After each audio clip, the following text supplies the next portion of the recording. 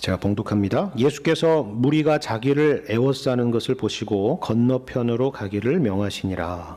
한 서기관이 나와 예수께 아뢰되 선생님이여 어디로 가시든지 저는 따르리이다. 예수께서 이르시되 여우도 굴이 있고 공중에 새도 거처가 있으되 인자는 머리 둘 곳이 없다 하시더라. 제자 중에 또 한 사람이 이르되 주여 내가 먼저 가서 내 아버지를 장사하게 허락하옵소서. 예수께서 이르시되 죽은 자들이 그들의 죽은 자들을 장사하게 하고 너는 나를 따르라 하시니라. 아멘. 오늘 설교의 주제는 여러분 우리 설교의 제목에서 보는 것처럼 제자에 대한 것입니다.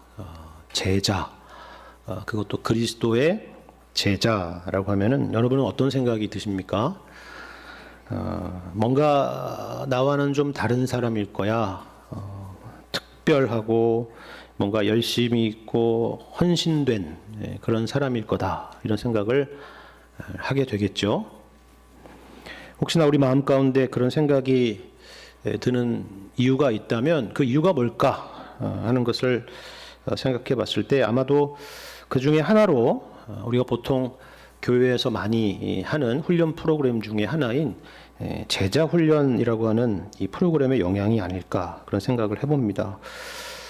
제자 훈련이라고 하는 것은 뭐 다양한 이름, 다양한 형태가 있겠지만 그 시작과 목적은 교회에서 성도들이 워낙 수동적으로 신앙생활을 하고 또 뒤로 물러서 있는 경우가 많았기 때문에 그러한 모습에서 벗어나서 뭔가 적극적인 태도와 적극적인 자세로 신앙생활을 하고 또 교회의 여러 사역 가운데서 성도들의 적극적인 참여를 유도하는 것에 그 목적이 있었습니다. 그래서 이 훈련을 받은 사람들이 구역장이 되기도 하고요. 또 교회의 재직들로 선출되기도 하고 또 부서장이 되기도 하고 그런 일들을 가졌던 거죠. 훈련이라는 것은 참 중요합니다. 훈련되지 않은 그리고 준비되지 않은 사람을 교회의 일꾼으로 세울 수는 없기 때문에 그렇습니다. 그런데 이 프로그램이 문제가 아니라 사실 우리가 문제인 거죠. 그래서 모든 교회에서 진행되는 프로그램 가운데에는 긍정적인 그런 목적, 긍정적인 방향의 부분도 있다면 또 부정적인 부분도 있기 마련입니다. 그림자도 있기 마련입니다. 부작용 같은 게 있기 마련이죠. 어떤 부작용이 있을까라는 것을 이 제자라는 관점에서 생각해 봤을 때 일단 크게 두 가지가 떠오릅니다. 하나는 뭐냐면 신앙생활이라는 것에 대한 오해입니다. 말씀드린 것처럼 이런 소정의 훈련을 받은 사람들은 보통 교회에서 성대한 수료식을 갖게 되고 그 수료식을 마치게 되면은 구역장을 비롯해서 말씀드린 것처럼 교회에서 여러 가지 중요한 일들을 맡게 됩니다. 물론 좋은 것이죠. 필요한 것입니다. 근데 문제는 이렇게 될 때에 우리가 자체 신앙생활이라고 하는 것을 너무나도 단편적으로 그리고 단순하게 생각하기가 쉽다라는 것입니다. 쉽게 말해서 마치 나는 이제 배울 걸 다 배웠어 라고 생각하는 경향이 있다는 거예요. 교회에서 이루어지는 혹은 선교단체에서 이루어지는 모든 단계적 훈련들이 갖고 있는 맹점들입니다. 초급반을 마치면 성장반을 하고 성장반을 마치면 지도자반을 하죠. 그리고 그걸 마치면 다들 지도자가 되는 거예요. 1단계를 마치면 2단계를 하고, 그죠? 몇 단계까지 가는지는 모르겠지만 그 모든 단계를 마치면 갑자기 리더가 되는 것입니다. 이제 더 이상 배울 게 없다. 나는 이제는 가르치는 위치에 있다. 사람들을 끌고 가는 위치에 있다. 그런 식으로 생각을 하는 것입니다. 그게 맞냐 틀리냐를 떠나서 과연 그렇게 생각하는 것이 우리의 신앙생활에 유익한 것일지를 한번 우리는 생각해 볼 필요가 있습니다. 또 하나의 문제는 더 본질적인 건데요.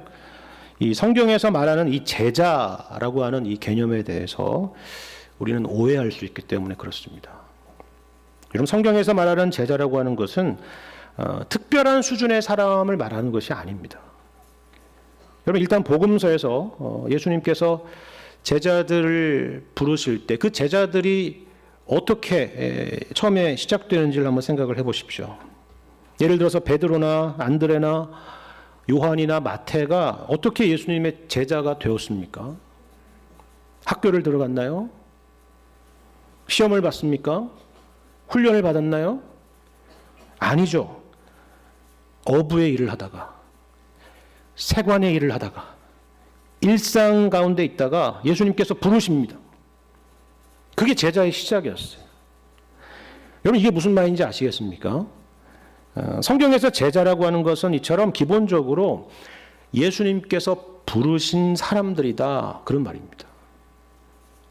이 부르심이라고 하는 것은 꼭 극적일 필요도 없습니다. 꼭 베드로와 같아야 된다는 것도 아니에요.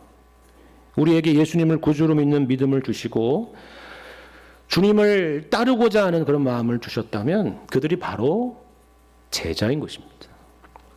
구원받은 하나님의 백성, 하나님의 자녀들을 다른 말로 제자라고 부른다라는 거예요. 여러분, 사도행전 6장의 말씀을 보면요, 이런 말씀이 있습니다. 하나님의 말씀이 점점 왕성하여지자 예루살렘에 있는 제자의 수가 더욱더 심히 많아졌다라는 기록입니다. 제자라고 하는 것은 그런 의미다라는 거죠. 여러분, 오늘 본문 말씀도 보십시오. 18절을 보면요, 수많은 무리들이 예수님을 애워싸고 있습니다. 물론 그 중에는 호기심 때문에 이렇게 모인 사람들도 있었겠지만 분명히 그 중에는 진중한 태도로 예수님을 따르는 사람들이 있었겠죠. 바로 그들이 제자입니다. 그리고 그 무리 중에서 특별히 오늘 등장하는 이 두 사람에 대해서도 마찬가지입니다. 여러분, 19절에 보시면 한 서기관이 이렇게 말하지 않습니까? 선생님이여, 어디로 가시든지 저는 따르겠습니다. 누가 이런 말을 하겠어요? 제자가 할 수 있는 말이죠. 그렇죠? 이 서기관이 제자라고 하는 증거는요, 21절에 등장하는 또 다른 한 사람을 보면 알 수가 있어요. 그럼 21절에 이 사람을 어떻게 소개하는지를 보십시오. 뭐라고 말합니까? 제자 중에 또 한 사람이 이르되 라고 되어 있죠. 제자 중에 또 한 사람이라고 했으니까 그러면 앞에서 봤던 그 서기관이 누구라는 겁니까?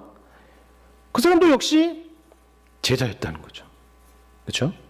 이 두 사람 모두가 제자라는 것입니다. 더군다나 여러분, 이 말씀이 누가복음도 아니고 마태복음이라는 것을 생각해 본다면은 우리는 더욱 분명해질 것입니다. 마태가 누구입니까? 예수님의 12 제자 중에 한 사람이죠. 다른 사람도 아니고 이 마태가 이들을 제자라고 부르고 있다면, 그렇게 설명하고 있다면 이건 진짜 제자인 것입니다. 너희들은 나 같은 제자 수준이 아니야, 그렇게 말하고 있는 게 아니라는 거예요. 그죠? 이들은 모두 다 제자입니다.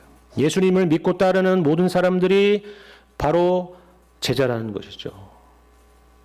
여러분과 제가 제자입니다. 그렇죠? 근데 그렇게 보자면 오늘 말씀은 조금 이상해 보이지 않습니까? 우린 여기서 마치 예수님께서 면접 시험을 보는 것처럼 느껴지기 때문입니다. 너는 틀렸어.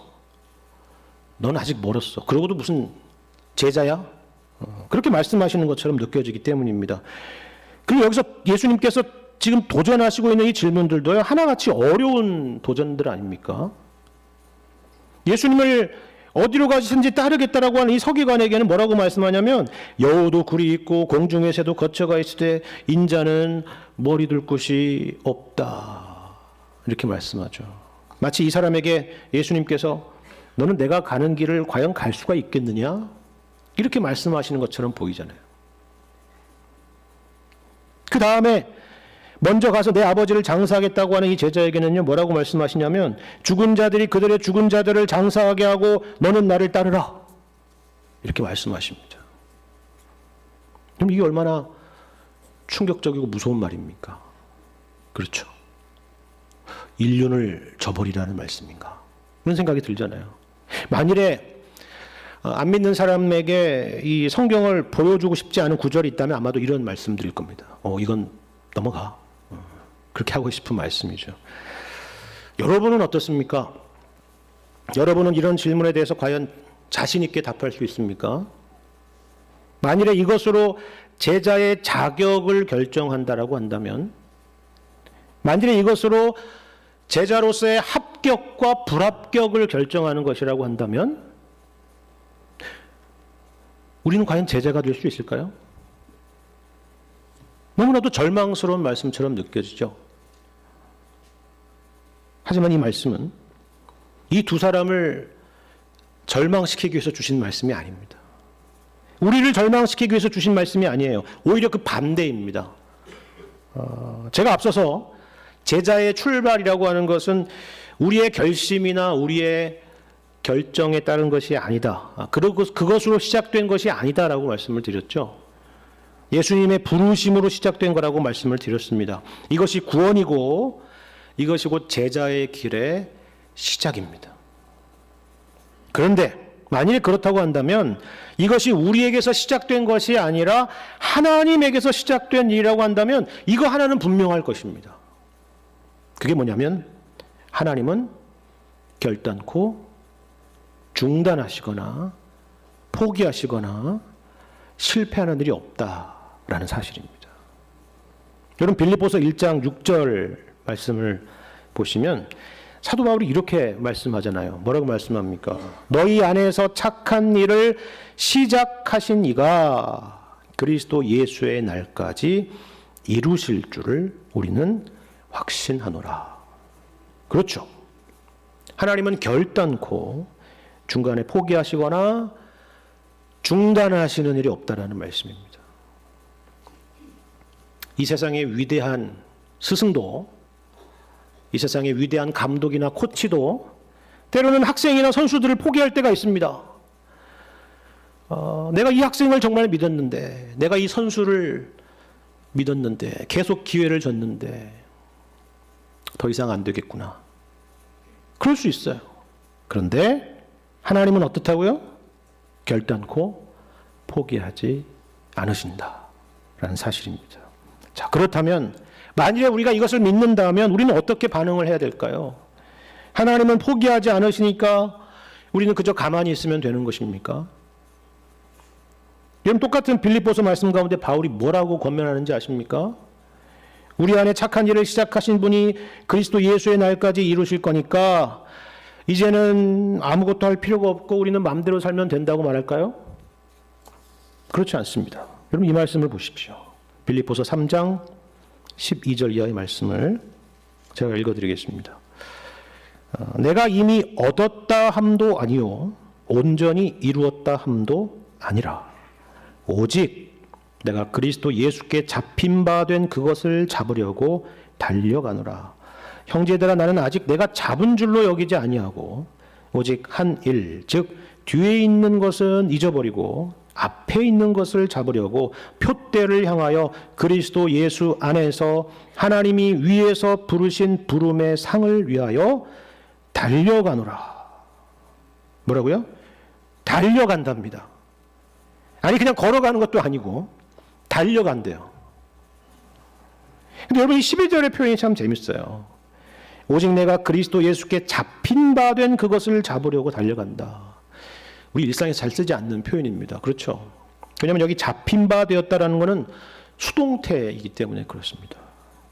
우리의 구원이 오직 하나님의 은혜 아닙니까? 그걸 말씀하는 것입니다. 그런데 그 은혜가 우리를 방종으로 만드는 것이 아니라 도리어 우리를 능동으로 만든다는 거죠. 그것도 적극적인 능동으로 만든다는 겁니다. 기가 막힌 말씀입니다. 그래서 여러분 다른 번역에는요 이걸 이렇게 의역을 해놨어요.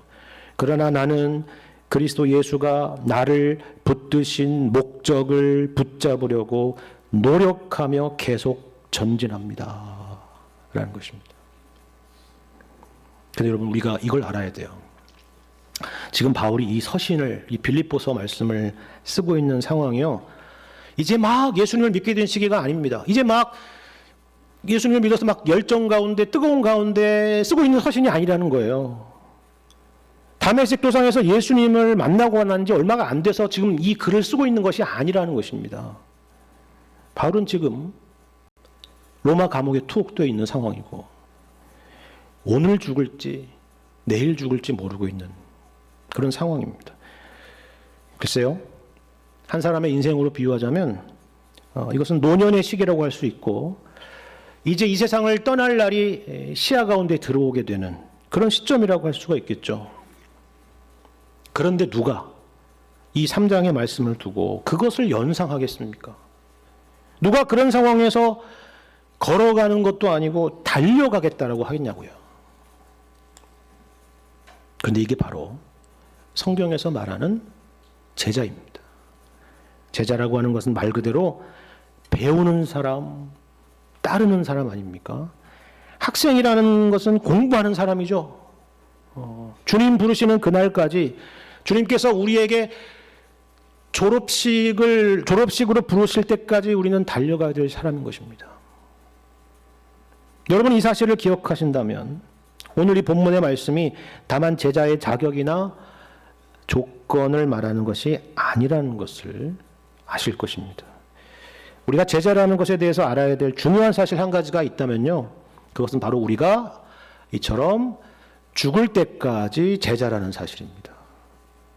이 제자의 길은 어느 한순간의 길이 아니라 우리의 전 생애를 걸쳐서 가야 될 길이다 하는 거죠. 그러므로 중요한 것은 시작이 아니라 이 여정을 끝까지 가서 완수하는 것이다 라는 것입니다. 자, 그렇다면 오늘 본문 말씀은 우리에게 굉장히 중요한 교훈입니다. 너는 틀렸어. 네가 그러고도 무슨 제자야 라는 그런 말씀을 하려는 게 아니라는 거예요.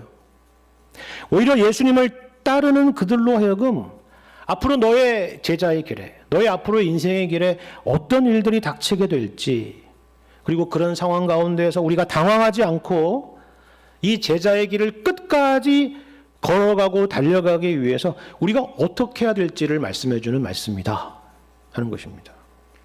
우리를 사랑하시기 때문에 주시는 말씀입니다. 자, 오늘 본문에서는 이를 위해서 두 사람이 등장하고 있는데요. 한 사람은 여기 19절에 등장하는 것처럼 서기관입니다. 서기관. 여러분 서기관이라고 하는 것은 그 이름에서 보는 것처럼 글에 익숙한 사람입니다. 이 시대에 글에 익숙한 사람. 특별히 여러분 유대 공동체 안에서는 성경을 필사하고 또 해석하고 또 그것을 가르치는 일 가운데서 전문성을 가진 사람을 서기관이라고 했고, 따라서 그것이 하나의 종교적인 권력이 되기 쉬웠던 그런 사람입니다. 근데 우리는 일단 이 말씀에서 이런 서기관이 지금 예수님을 적극적으로 따라가려고 하고 있다는 것에 우리 놀라게 됩니다. 왜 그렇습니까?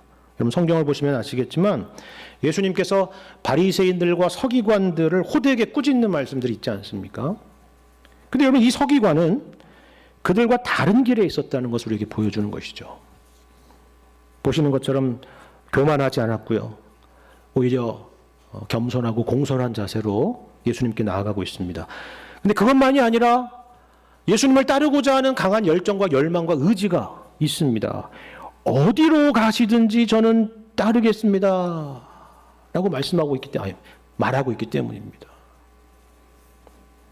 근데 여러분 이게 어디 쉬운 말입니까? 어디로 가시든지 따르겠습니다. 여러분 아무리 훌륭하고 대단한 사람이 우리 곁에 있어도 이런 말은 쉽게 할 수 있는 말은 아니죠. 그렇잖아요.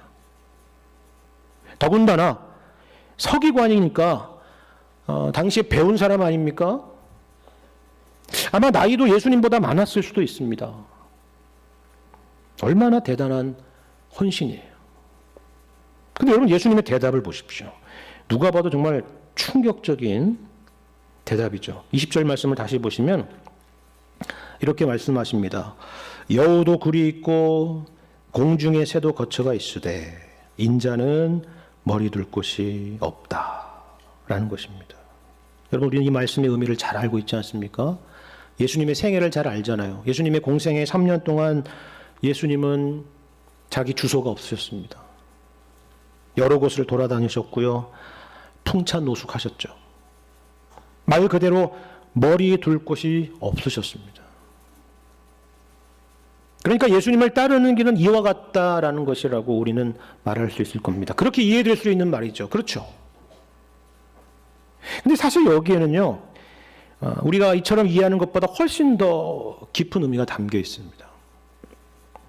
여러분 일단 이것을 이렇게 오해하지 않으셨으면 좋겠습니다. 예수님은 지금 거처가 중요하지 않다고 말씀하시는 것이 아닙니다.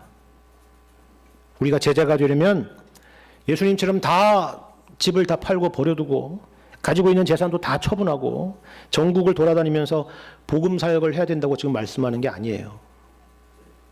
만일에 그런 의미라면 저를 포함해서 이 자리에 계신 여러분들은 다 꽝이겠죠. 틀렸습니다. 불합격이에요. 그렇게 피상적으로 이해해서는 안 된다는 것입니다. 그렇다면 어떤 의미일까요? 저는 이 말씀을 이해하는 핵심 단어가 바로 여기 인자라고 하는 단어 가운데 있다라고 생각을 합니다. 여러분 생각해 보십시오. 사실 이렇게 말씀하셔도 되지 않습니까? 여우도 굴이 있고 공중의 새도 거처가 있으되 나는 머리 둘 곳이 없느니라. 그래도 되겠죠? 근데 왜 나라고 말씀하지 않으시고 스스로를 인자라고 하셨을까요? 여기에 대해서 설명하자면 한두 시간으로 부족하겠지만 아주 간단하게 말씀드리면 성경에서 인자라고 하는 이 칭호는 예언서에서도 말씀하고 있지만 예수님이 누구신지를 설명하는 이중적인 의미를 담고 있습니다. 여러분 인자라고 하는 것이 좀 한자라서 어려운 단어지만 영어로 하면 son of man이고 풀어 말하자면 사람의 아들 아닙니까? 인자. 그렇죠? 그러니까 예수님은 육신으로 오신 하나님이라는 의미죠. 하나님이시자 사람이시다라는 그런 의미입니다. 물론 여기에는 분명히 1차적으로 중요한 의미로 대속적인 의미가 있습니다. 우리가 잘 아는 말씀이 있잖아요. 인자가 온 것은 섬김을 받으려 함이 아니라 도리어 섬기려 하고 자기 목숨을 많은 사람의 대속물로 주려 함이니라. 바로 이 말씀이 그 말씀이죠. 우리를 대속하시기 위해서 우리와 같은 인간의 몸으로 오셔서 대속제물이 되심으로 우리를 섬기셨다라는 것입니다. 그래서 인자입니다. 그런데 예수님이 인간의 몸으로 오셨다는 것은 이처럼 대속적인 의미만이 아니라 하나님이 인간을 처음 창조하셨을 때, 처음 만드셨을 때에 그 본래의 목적이 무엇이었는지를 보여주는 의미도 담고 있습니다. 바로 예수님께서 둘째 아담이시고 온 인류의 머리가 되시기 때문입니다. 다시 말해서 우리는 인성을 입으신 예수님을 통해서 이상적인 인간이 어떤 모습인가, 참된 인간이란 어떤 사람인가, 하나님의 형상이란 어떤 모습인가 하는 것을 볼 수가 있다라는 사실이죠. 어려운 말씀을 드렸습니다. 어려워요. 무슨 말인지. 근데 좀 쉽게 말씀드릴게요. 오늘 본문 말씀을 다시 보세요. 여기 여우도 굴이 있고 공중에 새도 거처가 있다는 것은 과연 무슨 말입니까? 뭐 당연한 말이지만 왜 이 말씀을 하셨을까 하는 거예요. 여러분 여우나 새나 동물들은요 이게 만족입니다. 그렇잖아요. 이게 최고의 안식이죠. 굴에 있는 거, 거처에 있는 거, 먹을 것이 풍족한 거, 그렇죠. 이 이상이 없어요. 그렇잖아요. 여러분 예수님도 상상손에서 그렇게 말씀하지 않으셨습니까? 공중의 새를 보라, 들의 백합화를 보라. 하나님께서 이들을 기르시고 입히시지 않느냐. 하물며 너희일까 보냐 믿음이 적은 자들아. 그러셨죠. 그래서 이어서 뭐라고 말씀하십니까? 마태복음 6장 31절 이하의 말씀을 보면요. 이렇게 말씀하세요. 그러므로 염려하여 이르기를 무엇을 먹을까 무엇을 마실까 무엇을 입을까 하지 말라. 이는 다 이방인들이 구하는 것이라 너희 하늘 아버지께서 이 모든 것이 너희에게 있어야 할 줄을 아시느니라. 그렇죠. 그러므로 우리는 의식주를 걱정할 필요가 없다는 것입니다. 거기에 매여 사는 것에 인생의 목적을 두고 살 필요가 없다는 겁니다. 하나님은 우리의 필요를 아시고 우리의 필요를 채워주시는 분이시다라는 거죠. 그런데요, 여기서 중요한 것은 말씀이 여기서 안 끝난다는 거예요. 우리 생각에는 이걸로 결론 끝이면 좋겠는데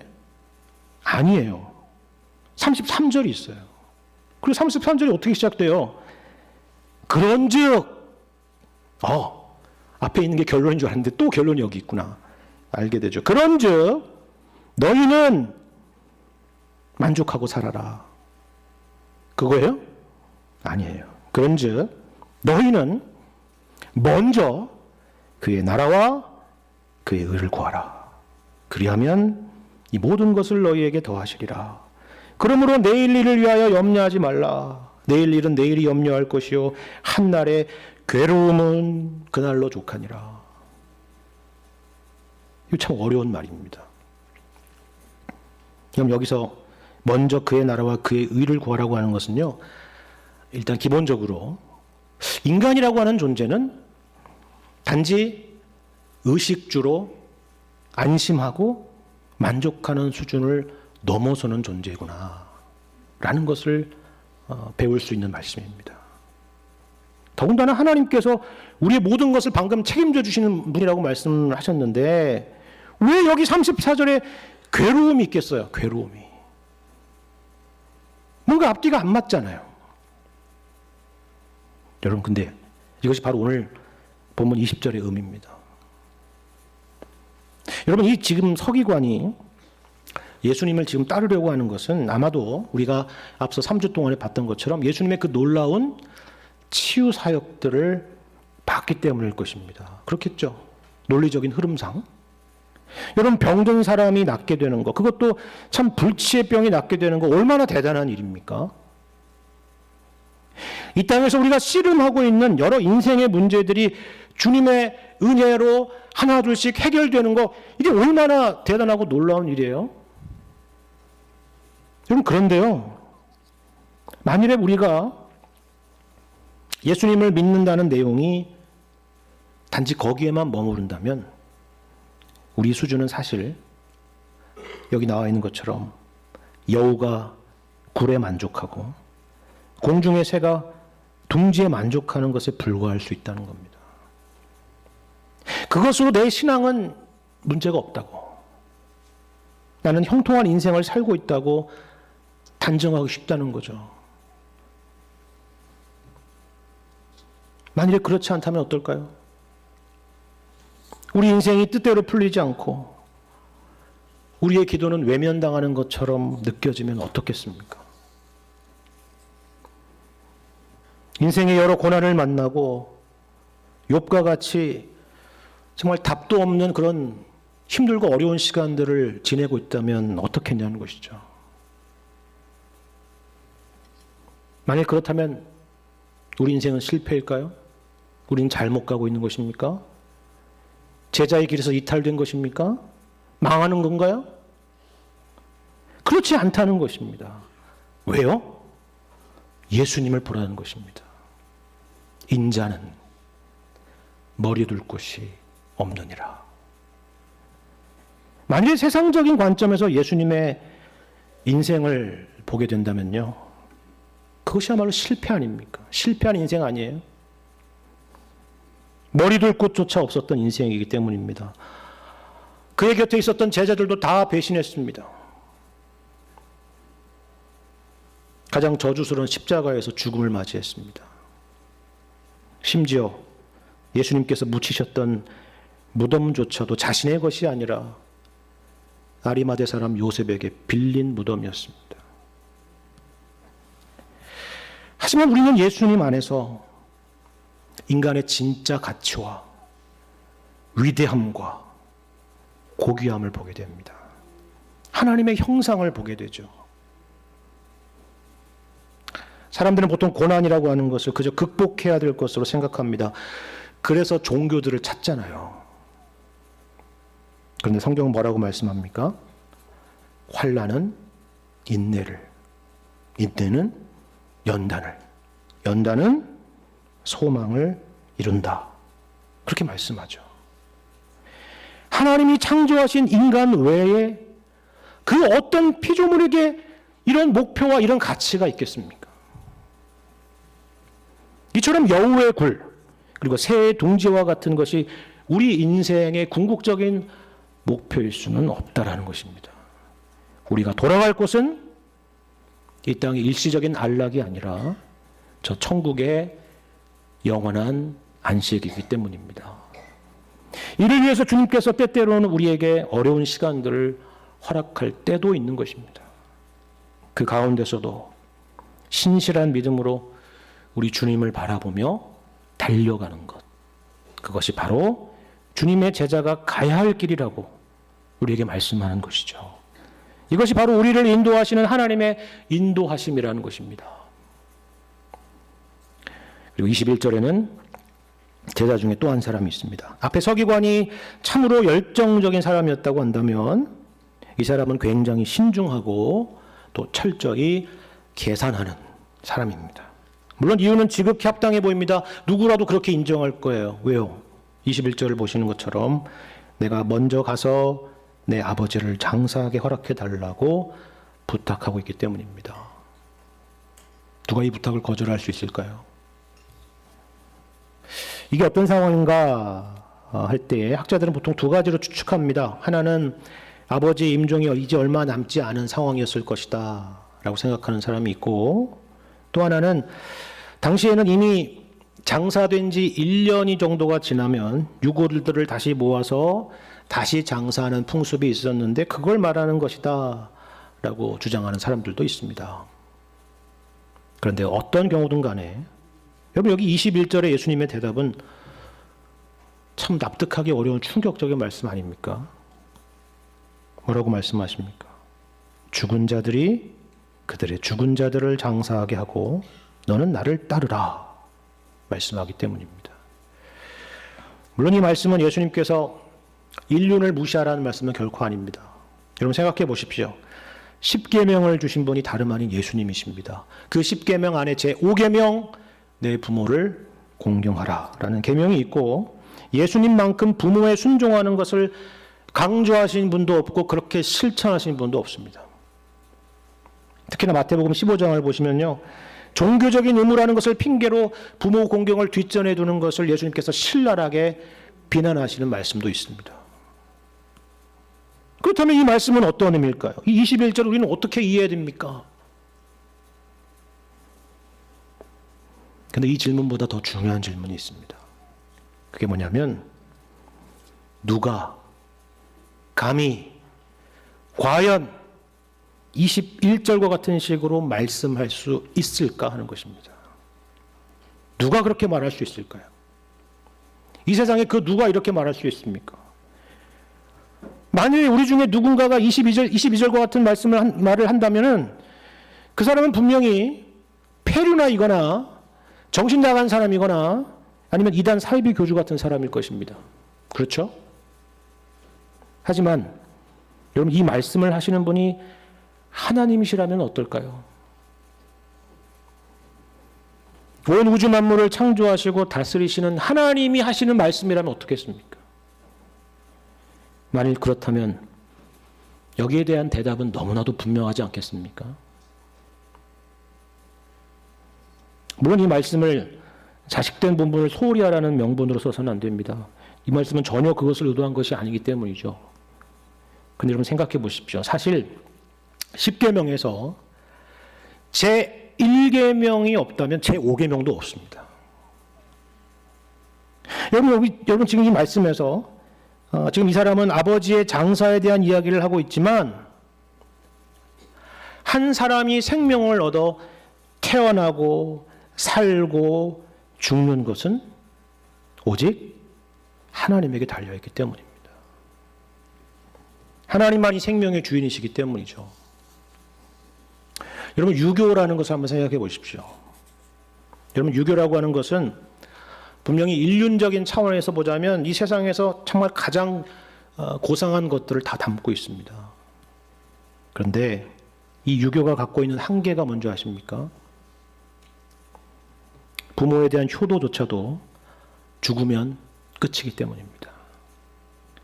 그래서 그나마 제사라는 것으로 자식된 도리로서의 마음을 달래기는 하지만 그건 그저 마음뿐인 것입니다. 하지만 예수님은 누구십니까? 인간의 생사화복을 주장하시는 하나님이십니다. 병자들을 고치실 뿐만 아니라 심지어 죽은 자들을 살리시는 분이시죠. 영생과 영벌이 오직 주님 손에 있습니다. 그렇다면 우리가 우리 인생의 우선순위와 절대순위를 어디에 두어야 되는지는 너무나도 자명하지 않겠습니까? 그리스도의 제자란 이처럼 예수님 안에 있는 생명 가운데 사는 사람이고 그 생명을 전하며 사는 사람이라는 의미입니다. 이것이 가장 중요한 것이기 때문입니다. 오늘 본문 가운데서 흥미로운 부분은 그리고 나서 이 두 사람이 그 이후에 어떻게 되었는지를 기록하고 있지 않다라는 사실입니다. 어디 갔을까요? 뭘 하고 있었을까요? 모릅니다.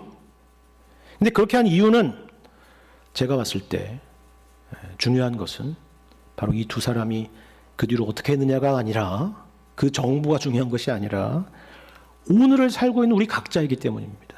그렇죠. 만일 여러분 가운데 예수님을 믿는 믿음이 있으시다면 여러분은 모두 다 그리스도의 제자로 부름받은 사람들입니다. 그리스도의 제자란 말 그대로 그리스도를 따르는 제자입니다. 그리스도를 따르는데 그럼 그리스도는 누구입니까? 여러분 예수님을 생각해 보십시오. 우리를 위해서 하늘 영광의 그 안락한 보좌를 버리시고 이 땅에 오셔서 머리 둘 곳조차 없이 사셨습니다. 그리고 항상 하나님 아버지의 뜻을 최우선으로 두고 사셨죠. 이것이 바로 예수님께서 앞서가신 길입니다. 그리고 우리도 이 길을 함께 가자고 하시는 것입니다. 이 길이 바로 복된 길이고 그리고 생명의 길이기 때문입니다. 우리를 제자로 부르심은 우리로 하여금 이 영광의 길로 인도하시기 위함이라는 사실을 기억하시기를 바랍니다. 성령 하나님께서 우리의 어두워진 눈을 밝혀주셔서 우리에게 이 놀라운 영광을 보게 하시고 우리 주님이 우리를 부르시는 그날까지 제자의 길을 끝까지 힘있게 걷게 하시기를 우리 주님의 이름으로 간절히 축원합니다.